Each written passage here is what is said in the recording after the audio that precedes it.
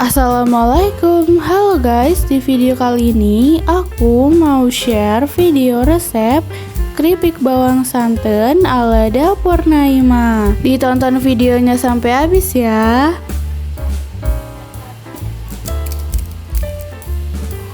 Untuk tahap pembuatannya, ini yang pertama aku siapkan wadah yang lumayan besar. Lalu aku masukkan 1 kg tepung terigu protein sedang, 28 gram kaldu bubuk, 130 gram santan instan. Lalu ini aku masukkan bumbu yang sudah aku ulek, itu ada 10 siung bawang putih, ketumbar dan juga daun bawang. Lalu jika semuanya sudah masuk, maka bisa kita aduk ya. Selanjutnya ini aku tambahkan 375 ml air.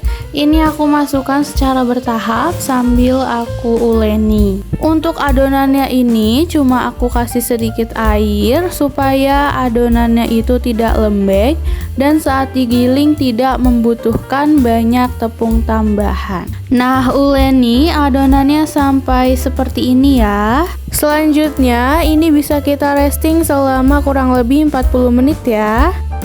Setelah kita resting selama 40 menit, selanjutnya bisa kita giling. Ini aku bagi jadi 2 tahap. Untuk yang pertama ini aku giling dalam ukuran lebih tebal. Itu aku pakai ukuran nomor 2. Kita giling berulang hingga hasilnya itu mulus.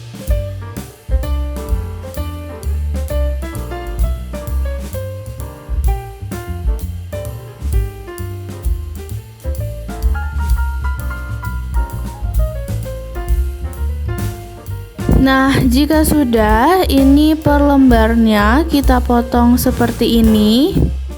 Selanjutnya untuk tahap kedua, alatnya kita atur menjadi nomor 8 untuk hasil yang lebih tipis. Lalu kita giling hingga adonannya habis ya. Lalu ini bisa kita potong-potong seperti ini.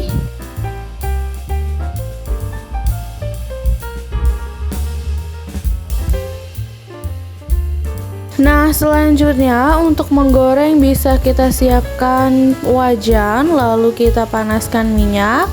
Jika sudah panas, maka bisa kita masukkan adonan keripik bawangnya. Goreng hingga berwarna kecoklatan ya. Nah, kalau udah seperti ini, keripik bawangnya udah bisa diangkat dan disajikan.